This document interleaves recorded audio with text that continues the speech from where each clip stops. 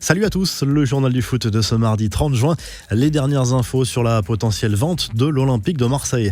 Sur RMC, Mourad Boudjelal a donné quelques précisions sur le calendrier de l'offre de reprise lancée avec l'appui financier de l'homme d'affaires franco-tunisien Mohamed Ayachi Ajroudi. L'ancien président du RCT explique qu'une lettre d'intention sera envoyée cette semaine après la clôture des comptes pour la DNCG ce mardi soir.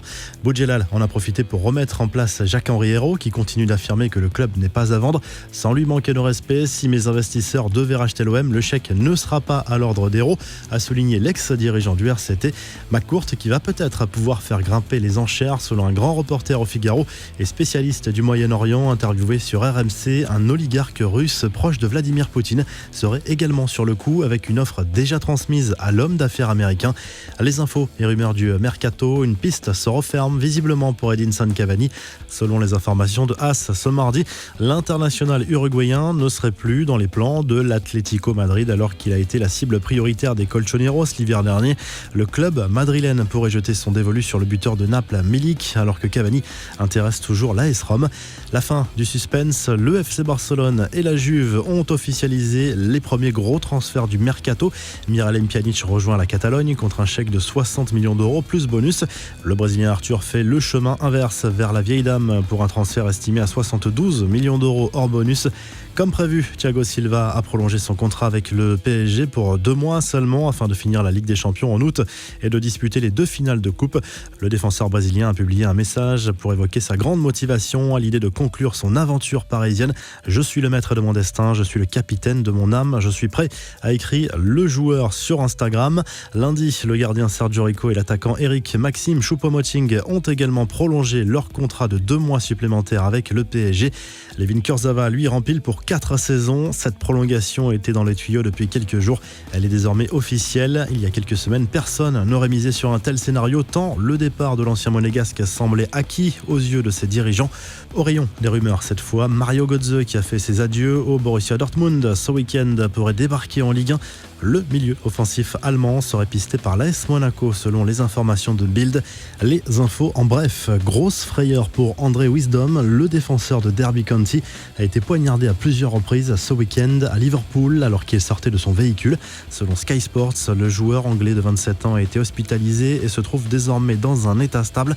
La crise au FC Barcelone avant le choc face à l'Atlético Madrid ce mardi soir. Le président du club, Josep Bartomeu, s'est déplacé en personne au domicile de l'entraîneur Quique Setién pour lui apporter son soutien en pleine tempête. Selon la presse espagnole, le coach blaugrana est fragilisé par les derniers résultats du Barça. Même si rien n'est joué en Liga, certains médias assurent que son sort est, quoi qu'il arrive, déjà scellé et qu'il ne sera plus l'entraîneur du FC Barcelone la saison prochaine. Pour lui, l'aventure est déjà terminée. Bruno Lage, l'entraîneur du Benfica Lisbonne, a remis sa démission lundi soir après une défaite humiliante chez le 16e du championnat portugais Marítimo qui offre quasiment le titre au FC Porto. Démission acceptée par le président du club lisboète. Victor Osimhen a remporté le prix du meilleur joueur africain évoluant en Ligue 1. Le prix Marc-Vivien Foé. L'attaquant nigérian de 21 ans sort d'une grosse saison avec Lille. Enfin, Cristiano Ronaldo, pas forcément très inspiré au niveau capillaire depuis quelques temps au vu des réactions de ses fans sur les réseaux sociaux. On vous laisse vous faire votre opinion. L'attaquant portugais et la Juve jouent ce mardi soir sur la pelouse du Genoa avec l'espoir de faire un nouveau pas important vers le titre. La revue de presse, le journal L'Équipe évoque l'avenir de Paul Pogba ce mardi. Longtemps blessé, le champion du monde signe un retour convaincant avec Manchester United, à tel point que les Red Devils envisagent finalement de le conserver au moins une année supplémentaire après avoir envisagé un transfert, notamment au Real Madrid.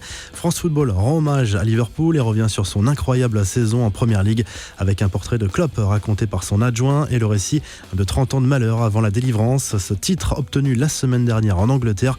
En Espagne, c'est le choc entre le Barça et l'Atlético Madrid qui retient l'attention de la presse ce mardi.